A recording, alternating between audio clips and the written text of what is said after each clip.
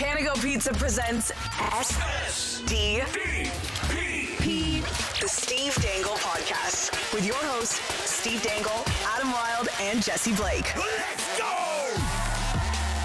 Okay, so I didn't think in my entire career that I would be like, oh no, I'm late for Eddie Shack. But Steve forgot that Ken Reid and Eddie Shack are coming in, and oh my God, so great to have Ken Reid back. So great to welcome Eddie Shack to the show. Thank you so much for coming in, Eddie. Well, can I sing my song? Do you have one? Sure. Clear the track, here comes Shack. He knocks him down and he gives him a whack. He scores goals, he's got the knack. Eddie Shack, he started the year in the minors. He used to send me down for 2 weeks for misbehaving. Really? We're in Vermont and we're having an NHL tournament. And they send 2 players to every team to play. Playing golf. To play golf. And I'm playing with Gordie Howe. Oh. I'm playing with Gordie Howe, but I knocked him out twice, eh? And I knocked out Stan Mikita once and Reggie Fleming, right? So now we're playing golf. Uh-huh. And we're just having some fun and everything else. And I'll have another Tuborg. Tuborg was the most expensive beer at that time. And then NHL is paying for it, so we're like hello Dolly, right? Great, yeah. So after the thing, we're half in the bag now, and now we go down, and we're having steak, and Gordie's on the far side, and I'm over here, and Gordie says to me, "Hey, Shacky, who's the greatest?" He sang his song. Uh-huh. Who's the greatest of them all? Gordie Howe, right? So I said, well, I better sing mine, eh? So I sang mine. He knocks him down and gives him a whack. He said, that's what I want to talk to you about. You don't hit me and I won't hit you. I said, Gordie, that's a good deal. Let's shake on that one. And they never hit each other the rest of their NHL careers. Really? Ever? Yeah. So Eddie's song was #1 on the Chum charts, which was Chum Yes, Radio. yep. 1966, Eddie, you were ahead of the Beach Boys? Yeah, when that Nancy Sinatra. I beat out Nancy Sinatra. Hello, Dolly. When you turn the radio on in the car, right, you'd hear your song, eh? And it was #1, eh? And then there was other ones that I beat too, but I didn't. Nancy Sinatra. Yeah. These boots were made, and I always wore cowboy boots, eh? Oh wow! Your boots weren't made for walking, Eddie. They were made for something else. Hello, Dolly. Eddie, that is. I mean, it's such a wild. How did that song even come together? Like who did that? Who put that together? Who Brian recorded that? McFarlane, eh? And then it was #1, and Ballard, that he didn't give me any money for the song, right? And I didn't really, like, who cared, right? When it was on the radio and it was #1, and then that was fantastic. But Ballard kicked him out because he didn't give me any money. I didn't give one iota him, but that's what, the olden days, that's what happened. And then Johnny sang Honky Honky the Christmas Goose. And Johnny sang it, eh? Like my voice is so bad that it's scary, right? But Johnny sang Honky Honky the Christmas Goose. He was so fat that he was no use. Yeah, I try to explain exactly how big the Leafs are in this city. You had a #1 song, Eddie, and Johnny Bauer had a Christmas album? Yeah, oh yeah. That's just unbelievable, right? And Johnny used to sing it too. Yeah. And like Johnny would go anywhere, right? If you asked him to go, like, he's there. He'd be signing and everything else. Johnny was a fantastic individual. Yeah. Oh, yeah. Wow. So, it's funny because, and Ken, you're so good at this. You're so good at finding great stories about buddy. hockey. Well, Eddie's good at telling them. This was an easy book. And I was just going to say, so how does this all come together? And by the way, we didn't even shouted out the book. What's it called? Where can we find it? The book is called Eddie Shack, Hockey's Most Entertaining Stories. Available now at Chapters Indigo, Amazon.ca, and Frameworth.com. Hello, Dolly. Hello, Dolly. If you order off Frameworth.com, there's a really good chance Eddie signed it, but Amazon.ca, Frameworth.com, Chapters Indigo. It's a fantastic book, and the book came about because Brian Aaronworth, who runs Frameworth, called me one day. He said, you want to write a book with Eddie Shack? Eddie's got the best stories. He's always hanging around my shop. I said, sure, I'll write a book with Eddie Shack. Let's do it next year. I'm working on a book right now. He goes, no, I need it for this Christmas. So I go, whoa. Well, give me a couple weeks. So then in the playoffs, I went and met with Eddie.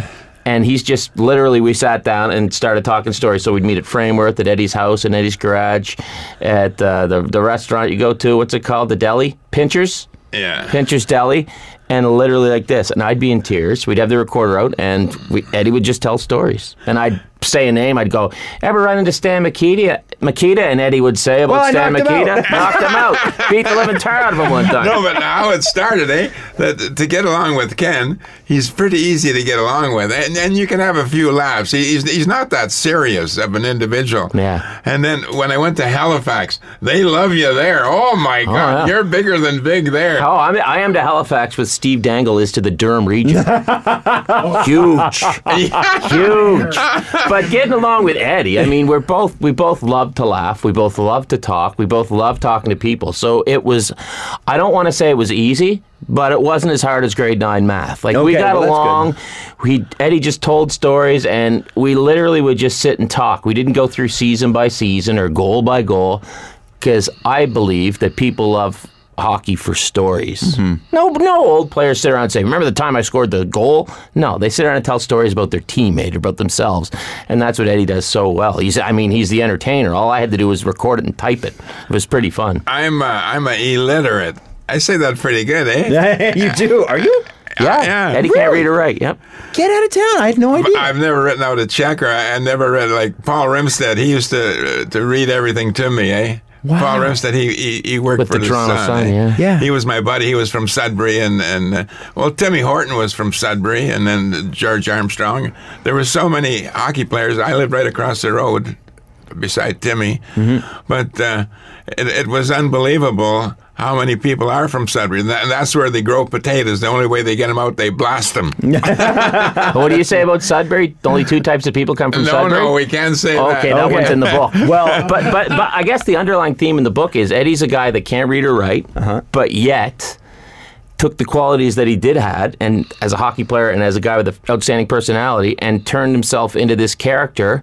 And as some of the boys in the book say, because we have contributions from Wayne Gretzky, Phil Esposito, George Armstrong, who doesn't give interviews, former Leafs captain, Jack Veliquette, Bobby Hull, and as one of the boys in the book says, Eddie can't write, but he sure can count. 1 million, 2 million, 3 million, 4 million. Well, I was lucky. Like I liked property and I had a bar called the Hillbilly Shack, and I was a while in Orangeville, and I had a bar in Guelph. And I had donut places, but I had bad partners. Then I owned the golf course, and then that was really great. And it was. You did well on the golf course. Yeah, the golf course.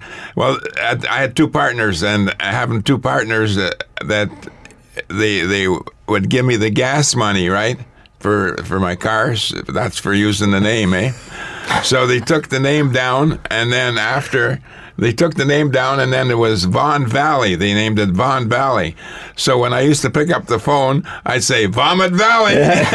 So the golf course is where Canada's Wonderland is now about? No, kind of around 27 in Rutherford. Right there, yeah. Yeah, Canada's Wonderland is at 400. What'd you sell the golf course for, Eddie? $15 million. Hello, Dolly. Thank you. And after that, I told a few people to go and stick it in their crease. If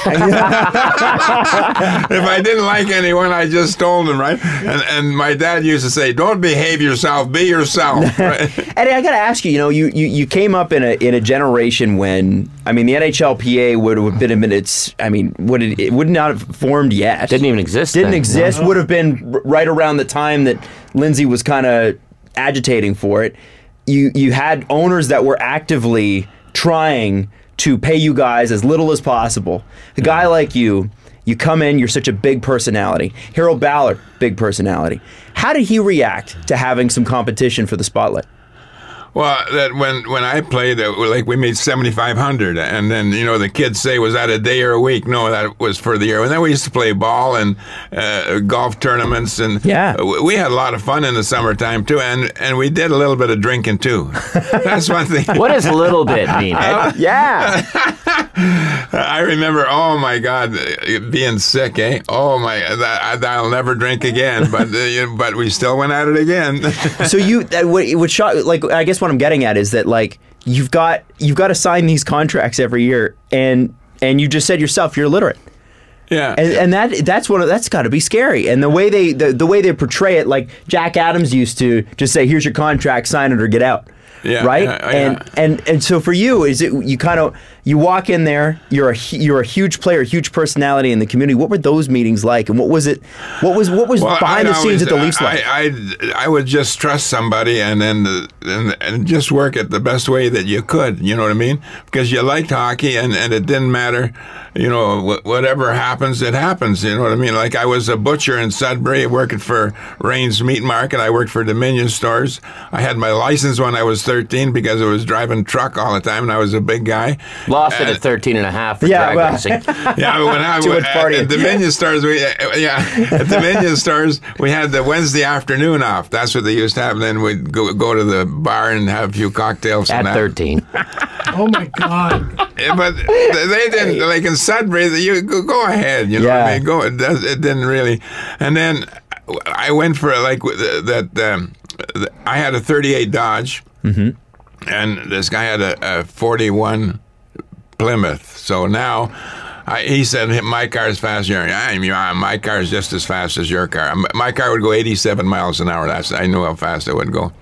So now, after a few cocktails, we go Highway 17. Oh, Jesus. Oh my God. And then all of a sudden now, we're racing. You know what I mean? We're racing.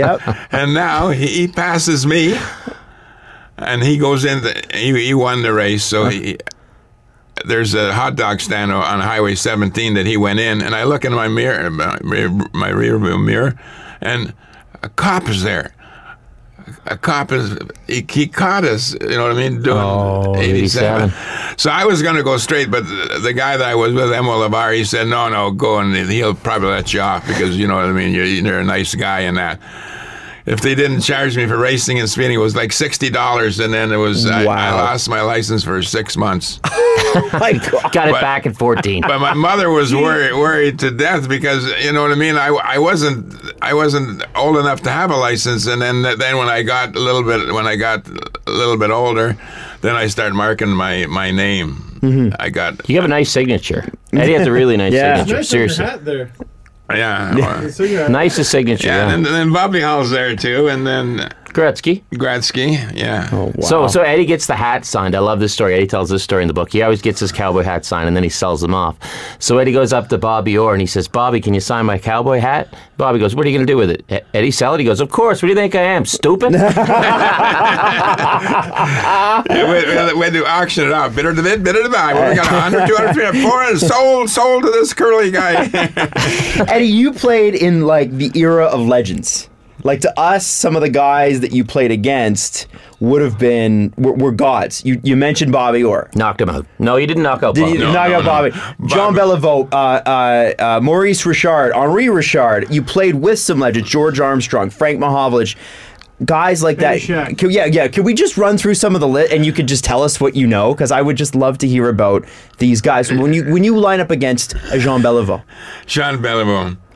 Like, he is a great guy, like a real gentleman. Like, he wasn't a phony bugger like John Ferguson, you know what I mean? He was a bastard, you know what I mean, that you didn't want to... Do you mean John Ferguson, former general manager of the Leafs? No, his dad. Oh, his dad!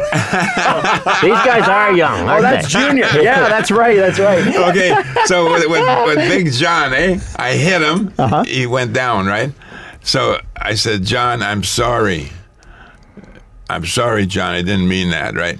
So now the third period comes around. Christ, he just got his head down again, so I give him another little pop, right? He falls down. I said, I'm sorry, John, I'm sorry. So now we're going through the airport, and he sees me. He says, Hetty.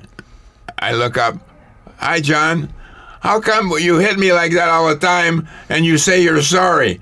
I said, John, sometimes I lie. That's awesome. Yeah. I'm just gonna throw it. What was George Armstrong like? He's like the silent captain. We don't hear from him much. We don't know the stories that we should know about him. He was a fantastic guy. That, like, when I couldn't read or write, I'd go to, like, on the train, right? You'd have to write down your what you're going to have to eat, right? And as soon as George would come, I'd go and I'd sit beside George, and George, I said, same thing you're having, George, and then he would write it out for me. You know what I mean? But he was in good shape, and just like a hard-working individual, you know what I mean? And he still is, but he won't sign any autographs. No. But he'll sign for me, though. and he contributed to the book, which was amazing. To have George Armstrong call you is wacky. It's nuts. It was great. Was that intimidating? No, it was thrilling. That would have freaked me right out. It wasn't intimidating because I knew he was calling to talk about Eddie, right? It wasn't like I had to call him and pester him. Yeah. So Eddie lined it up. It was great. It was fun. Because he's, I don't know if he's still there, but he was, I want to say he was a scout with the Mississauga Steelheads. George? When I was the in-arena host, and he was super friendly and cool and everything. Yeah. He coached the junior A teams. Yeah. Wow. He coached, and he was a good coach in that. And you think that, you know what I mean, he would coach the Progress, right? Yeah. Yeah. But maybe he didn't want it. Yeah. I didn't know, you know what I mean? Yeah. It's private. Yeah, he seems that way. So I just again running through the list. Frank Mahovlich, what was he like? A great guy, like a real good individual. Like he didn't. He wasn't crazy on the ice. He did his sort of boring sort of, you know what I mean? Scored a bunch of points and that. Good politician then. Yeah. He also contributed to the book. You would have made a good senator, Ed. I would have. Yeah, you'd have been a great senator. Because Frank's now a senator, is he not? Yeah. He was. I'll get you one. Eddie's final year junior. Eddie finished second in the OHA in scoring, 18 points ahead of the guy who finished third, and that guy's name was Frank Mahovlich. Wow. This man was one top-notch junior prospect back in the day. And at that time, playing junior for the Guelph Biltmores, you'd think New York would call you up, you know what I mean, to play against the Toronto Maple Leafs and New York Rangers, you know what I mean? And it's like 60 miles, you know what I mean? And Phil Watts and the Rangers coach. And you know what I mean? I all of a sudden, I said, what the hell? I hated him, you know what I mean? And you got to watch what you say about coaches, but he's dead now, so I don't have to worry. Actually, I don't know if you do need to watch what you say about coaches right now. That's but, true. That's true. But you didn't like, but you did get, I mean, I'm looking at your stat line here. So 58, you play 67 games for the Rangers. Yeah. And he was the coach. He was the coach. So he must have liked you a little bit. No, he wanted him to be a defensive player. This man's a sniper, man. You got to let Eddie fly. You've seen him skate. Yeah. I had fun playing hockey, and like the money was wasn't there. You know, you worked hard. You know, I mean, I had my license when I was 13. I lost it when I was 14. You know, I did, you know what I mean, whatever I wanted to do, I did it. And I did some crazy things on the ice. Well, I used to do the twirl, right? When we come first star. That was great. I liked, you know what I mean, to do some figure skating move. Eddie was the original Battle of the Blades. He'd get first star and he'd do the figure skating moves. Eddie, do you remember your first game? No. Just No, I don't like. My first fight was with Bobby Hall. Oh. You know what I mean? That's funny. Bobby Hall would like that was expected of guys like that back then. Yeah. Well, he played for St. Catharines, and I knew him at that. Like we're near the same age, right? And then we got along really great after. You know what I mean? Yeah. So I mean, there was certain things. Who won? I think we were just. You know, back and forth. I don't even think we got our. Anyone. Yeah, it sounds like Eddie won. Yeah. anyone for sure. Yeah. Eddie, what's that in your hand?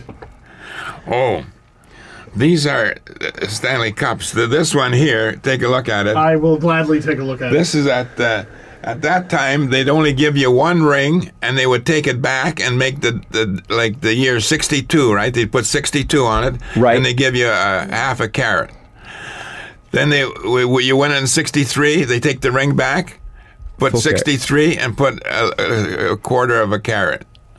And then you win it in 64. They do the same thing. Wow! But then they felt bad, and then they gave us the next ring. They gave us the ring 62. This is 62. Look at that. Is that the 67? Eddie, is that the 67 or the 62? That one, that's the 67. Yeah. The first one. Holy and then smokes. it's right on the side. It's got 62, and it's this got. one's 62. Yeah. What would the 67 ring be worth? Oh, But you should see the rings now they make. They're humongous. Yeah, At least you can wear those ones around. I'd rather one you the can wear Raptors around. one you can. It's just so big. ridiculous. It's like having a juice box on your finger. It's huge. It's huge. See, like when Ballard, like he'd be looking after the nickels and dimes. He wouldn't spend the money, right? And like Ballard would be, like the tickets, right? He'd get 100 tickets, and he'd get somebody to sell them, and then he would get the money. He'd scalp them outside gardens. He scalped his The own owner would tickets? scalp his own tickets.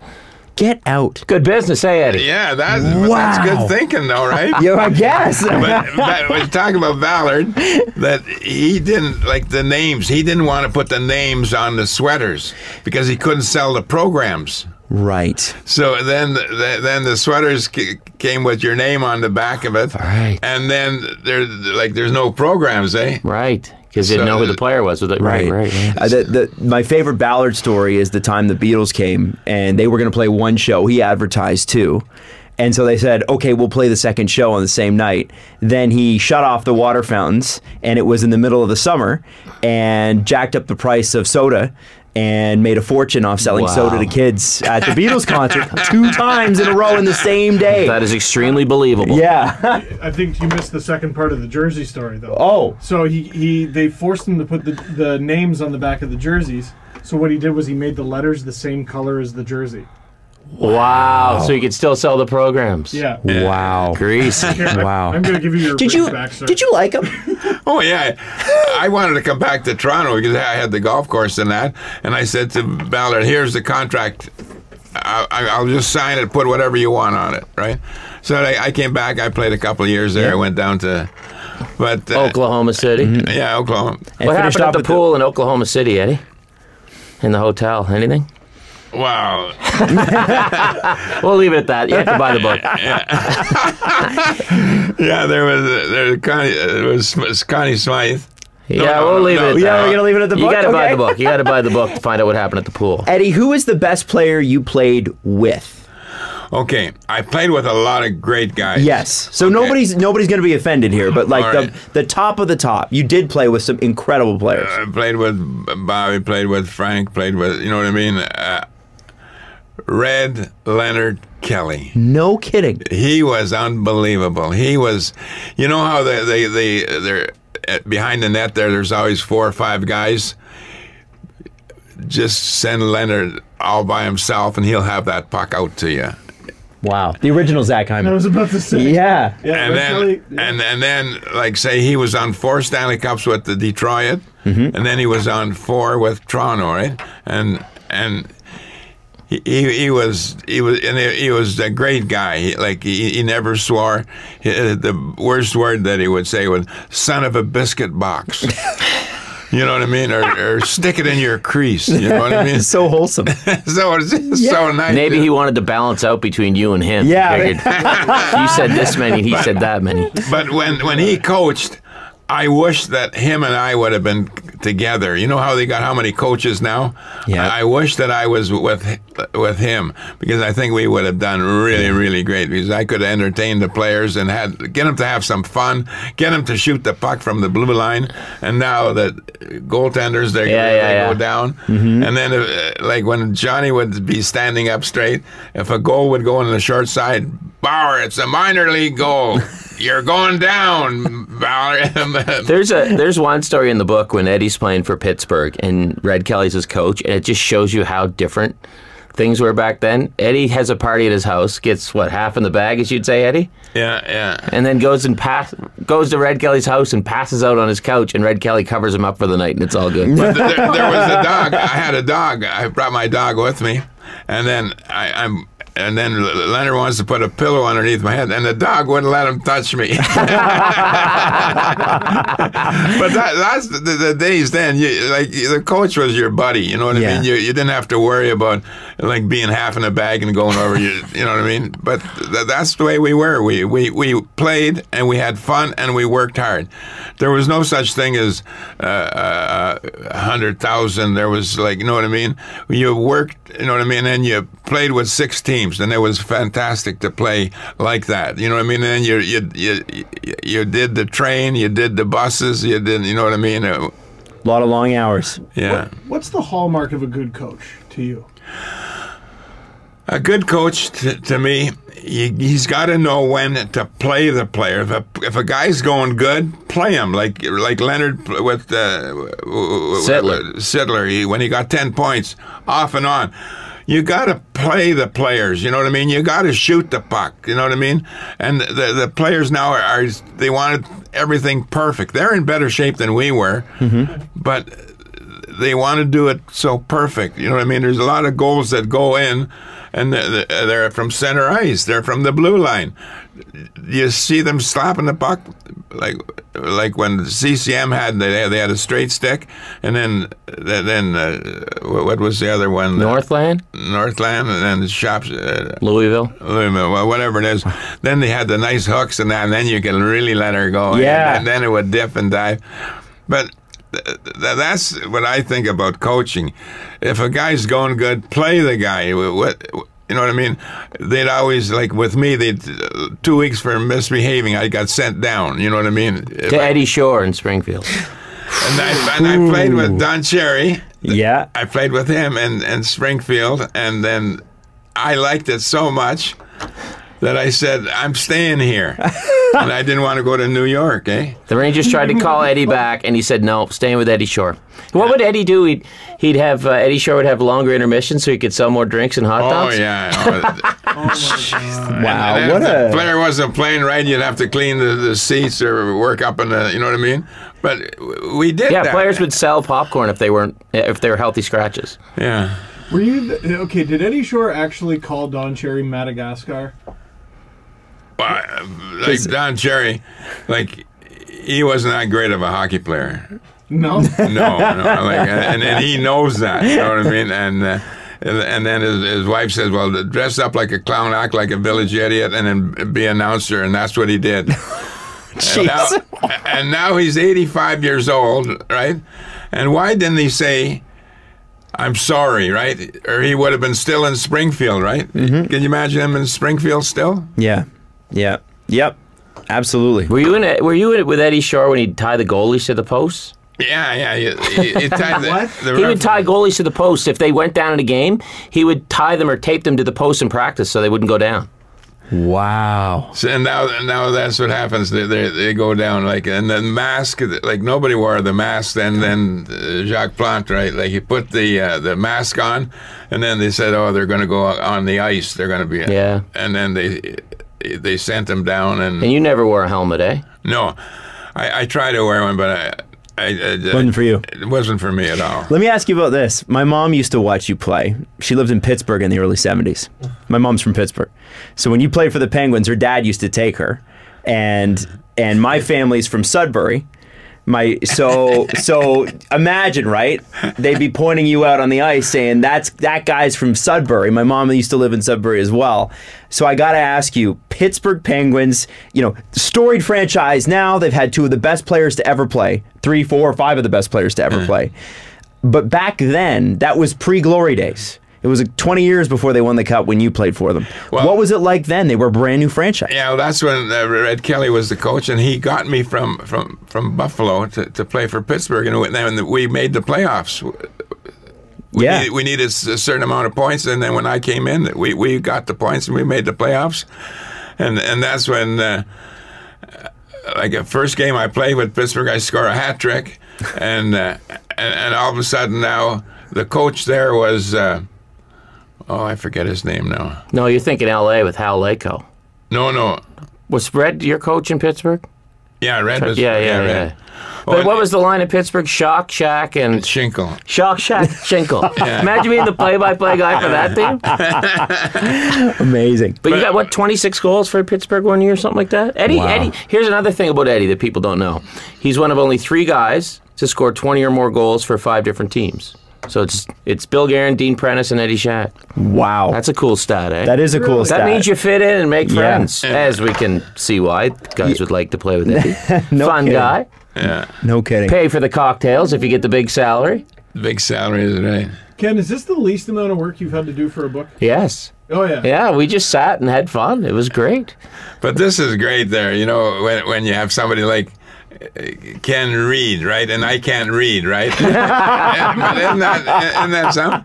You know, in my garage, I've got pictures on both walls, and I just got them all up, and I counted them 23. Number 23. My initials ES backwards. 23. So, like, there's you and I. You're not number 23, but you can read, though. We make a good team. But to sit in Eddie's garage while he's sitting there with a stogie and a wine and he's just telling stories, well, it's basically this, but with alcohol and cigars. Right. And Eddie'd say, "You want a cocktail?" I said, "I got to work tonight." He said, "Come on, have a cup."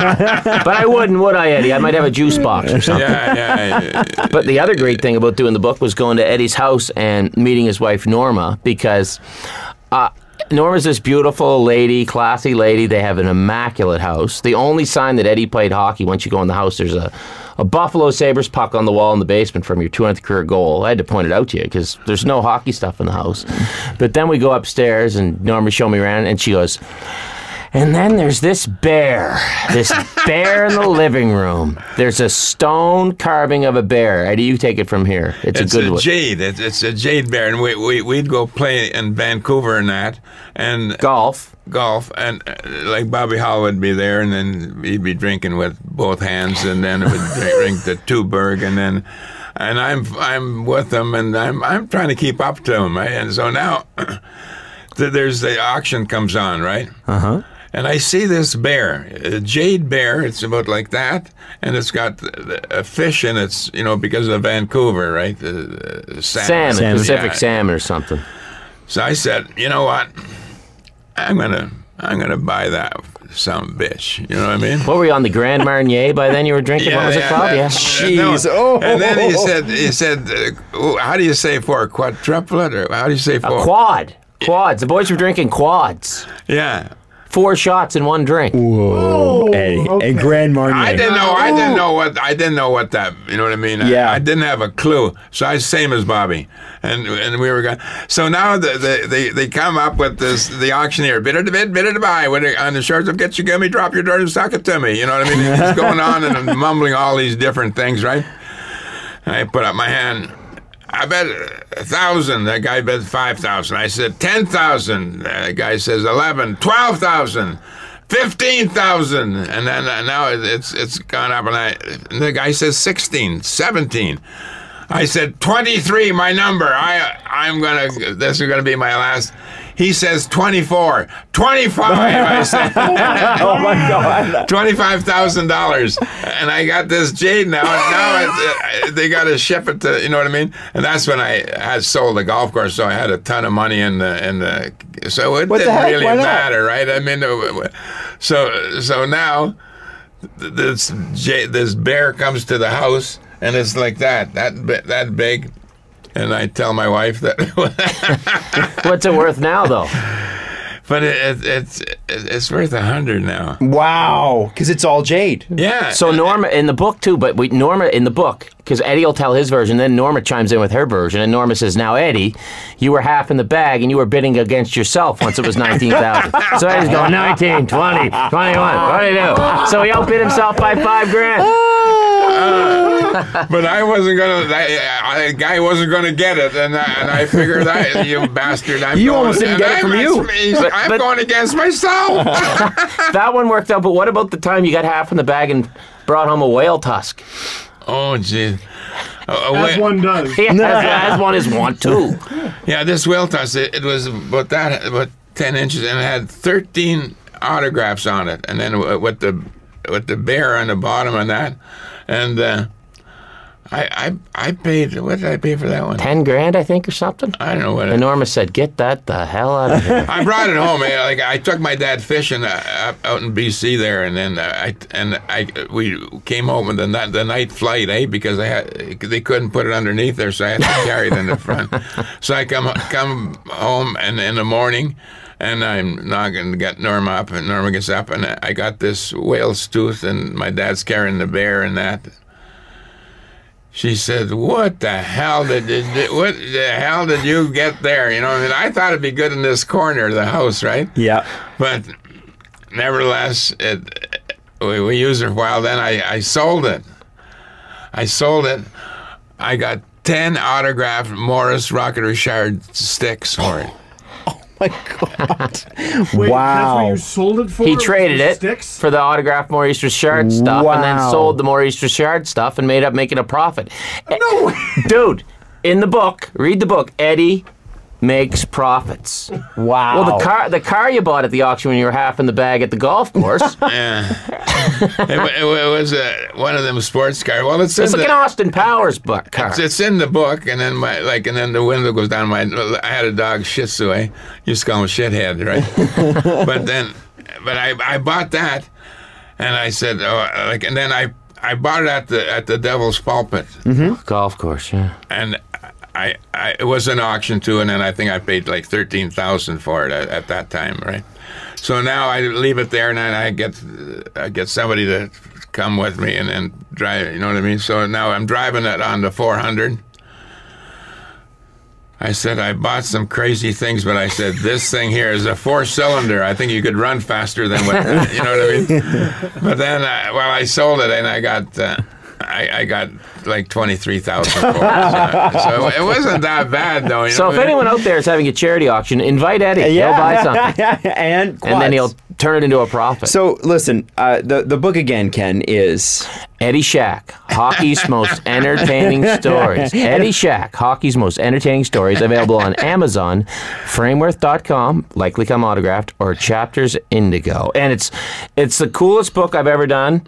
Well, lately, because all my books are cool, Eddie, aren't they? Because it's told in a different way. The designing is fantastic. There's over 200 pictures. It's a coffee table book. You can pick it up, put it down. There's a bunch of pictures that Norma dug up for it, but it's got Eddie's voice, Norma's voice, and voices of people like Wayne Gretzky, Bobby Hall, Eddie's friends. It was a different way to design a book. It's not just your regular 60,000-word hockey book. And my wife, with the Hockey Hall of Fame, she's in there quite a bit, and I wanted her to be in there because a lot of the NHL hockey players that written books, they didn't have their wives in. And like with me, when you can't read or write, I never written out a check, and she has to do all the, you know what I mean, with the water bill or what the, you know what I mean, and we did really well with the alumni. We made Yeah, in the 90s, when the alumni took the pension fund to task for not getting money, Norma and Eddie were two of the primary people. So there were 7 players that were on board. Yeah. And that's the thing people wouldn't know about Eddie Shack, right? They just think the entertainer. Well, the entertainer helped get a lot of money for a lot of we players. had to sign for it too. We had to sign, and if we lost, we had to pay. You know what I mean? Yeah. And then the guys that were in on the book, they didn't have that kind of money, right? Yeah. And then there was like Bathgate. He had a lot of, and then yeah, but it's myself. quite a story, like the whole Carl Brewer thing, right? Bathgate, yourself. Yeah. It was quite a story. That's in there too. So there's stuff in there that'll make you laugh. Probably mostly make you laugh. But I think the bottom line is this is a guy, and Mr. Eddie Shack, who's illiterate, right? So in grade 3 or grade 4, kids are picking on you, and then Eddie'd wait for them at the bottom of the slide and then kick the living piss out of them. But it's a guy that was given an academic limitation, but said, you know what, there's lots of other ways to get by in life other than reading and writing, and he's still here smiling at 82, and man, we have fun doing this, don't we, Eddie? Yeah, when I went to school there, if I didn't like a kid there, like on the slide there in the wintertime, right, I'd kick his legs out and then go ass over a tea kettle. Or then in school, we'd be playing ball, and I'd try to break the windows in the school. Yeah. oh my God, I'd been terrified. Yeah, I just tried it. And then when I'd get the strap, then that's when we get the strap like that, And I'd get it like 25 times. That's, Holy shit. Yeah, but I wasn't like a real quiet kid. I was a little bit loud and noisy. I can't see that. Yeah. So now, what I used to do, like the school there'd be 2 doors, right? And then that's where you'd get the strap, right? And I'd run out, and then next time that they'd put a teacher at both doors. So So you couldn't escape. I couldn't escape. Then I'd run right over them. And then they'd phone my mom, and my mom would have to send me back. And I said, I'm not going back. I'm not going back. But that's when you were a little bit, They don't do that now. No, they don't. Well, I mean, we're here today. We're taping this the night after Evander Kane's. He elbowed a guy in the head, but it wasn't nothing major, right? If we were here after a show in 1959, we'd be talking about the time Eddie Shack got into a stick fight with Larry Zeidel in a preseason game and cracked his stick over his head and went to jail. The game has changed. The times have changed. Yeah. Imagine going on the air breaking down a stick fight. Eddie, what's a stick fight sound like when you hit a guy in the head? A wooden stick. Wooden stick. Hello, Wow. Dolly. Yeah, baby. No, but Larry Zeidel, he speared me, and I said, "You spear me one more time, you'll get this stick right over the head." Right? The third period comes around, he spears me again, right over the head. Then they break up the fight on the ice. I go up in the stands because we're going to go for beer after, so I'll wait for the Naturally. guys. Yeah. So now I go up in the stands. He comes after me. I whack him one. I knocks down, and we got the brogue boots on them. You know, the big. And Cowboy boots. I said, no, I'm a gentleman, right? I won't give him the boots, right? So the cops come along. Put us both in jail. I guess you can't have a beer there.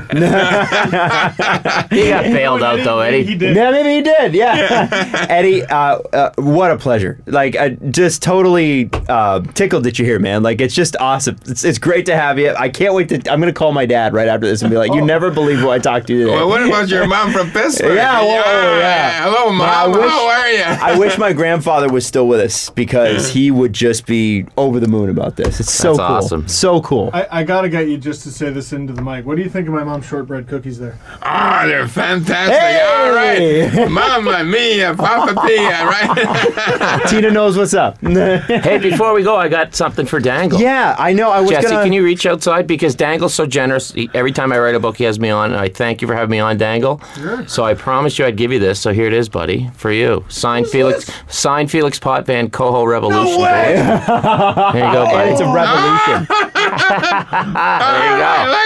There you go. There you go. Yeah. You gotta understand. I'm about 4 years old, Eddie. So I grew up idolizing Felix the Cat Potvin. Oh, that's excellent. There you go, buddy. Thank There you go. you, man. And I did tell you how I got it right. I can't remember. My neighbors are moving. They put out a bunch of sticks for road hockey, and that's there. And I thought, oh my, that is signed by Felix Potvin. There you go. Look at this. Beautiful autograph, gold They Sharpie. threw it away. One man jumps another man's treasure, Eddie Shack. Oh my goodness. Yeah. I love this. I made his almost day. have like a full equipment set now. He's had a rough 24 hours, Mr. Dangle. Oh, so really? this is Well, there you go, you know, buddy. traffic and stuff. Oh, I saw So- your tweet last night. Hey, Eddie, watch this one more time. Ready? Ready before we sign off? I assume the words you're going to sign off. You ready? Eddie Shack, hockey's most entertaining stories. Available on Amazon.ca, Indigo Chapters, and Framework.com. Yeah, thank you both. Thanks, guys. And there I was. The Steve Dangle Podcast. Follow the guys on Twitter at Steve_Dangle, at Adam WYLDE, and at Jesse Blake. Brought to you by Panago Pizza. Order at panago.com and stuff your face with deliciousness. Connection complete.